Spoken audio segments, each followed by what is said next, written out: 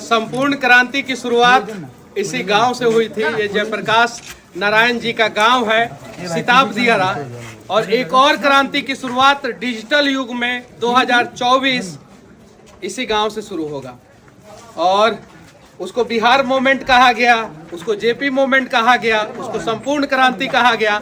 और वो JP movement, Bihar movement, संपूर्ण क्रांति ने पूरे देश में सत्ता के शीर्ष सिंहासन पे जो बैठा था, यानी प्रधानमंत्री इंदिरा गांधी जी, उनका सत्ता उखाड़ के फेंक दिया।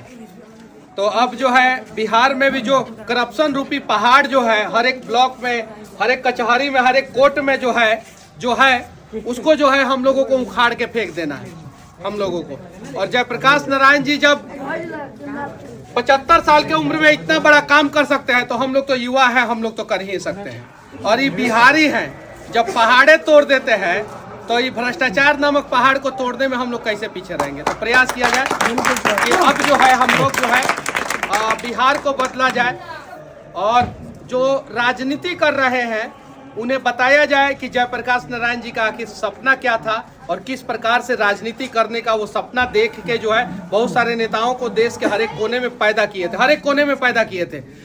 जो एमके स्टालिन जी जो तमिलनाडु के वर्तमान मुख्यमंत्री हैं, वो भी जयप्रकाश नारायण जी के साथ थे। और वो भी मिसा maintenance of internal security act के तहत जेल गए थे, वो भी, जिन लोगों ने मेरे ऊपर एनएसए लगाया।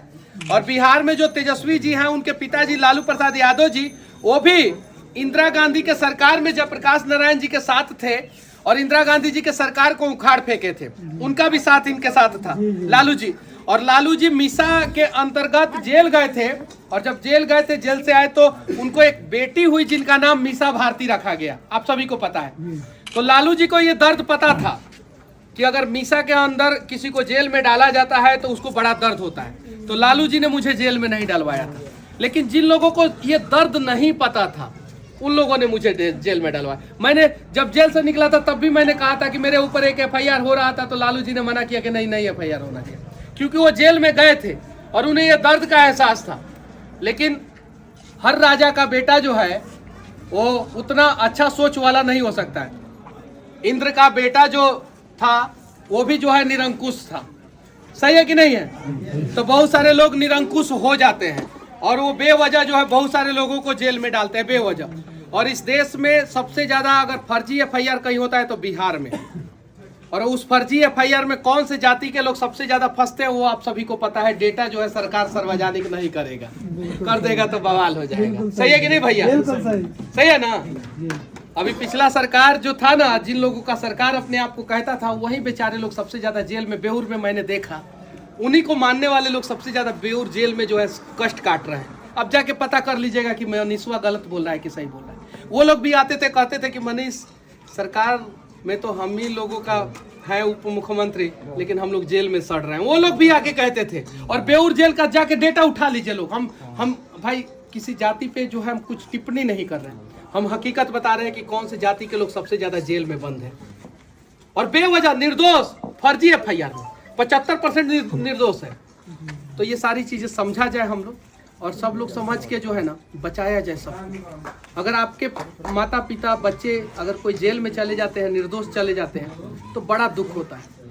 तो हम लोग जाति पार्टी से ऊपर उठ के थोड़ा सा सोचा जाए। और इन्होंने जब नेता बनाया ना, तो रामविलास पासवान जी से लेके, लालू प्रसाद यादव जी से लेके, एमके स्टालिन जी से लेके, ललन सिंह से लेके, नीतीश कुमार से लेके, चंद्रशेखर से लेके, मतलब इन्होंने जाति नहीं देखा, हर जाति के टैलेंटेड युवाओं को आगे लाया कि नहीं?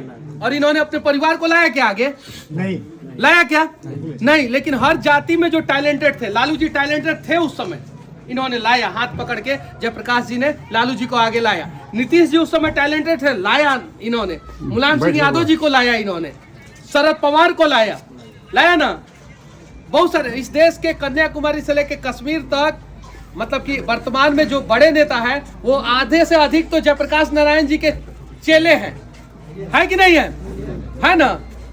और वो चेलों के जो बच्चे हुए ना, वो राजधर्म भूल गए।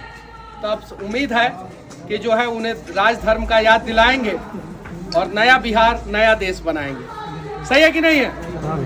और अगर मेरे से कुछ गलती हो गई हो तो मैं माफी चाहता हूँ। नहीं। और मैंने जूता नीचे खोल के यहाँ पे चढ़ाया, और कोई अगर समझे कि पॉलिटिकल स्टंट है तो भाई आपको जो समझना है समझिए, लेकिन बिहार के हक की बात करना अगर पॉलिटिकल स्टंट है तो ये स्टंट हमें मंजूर है।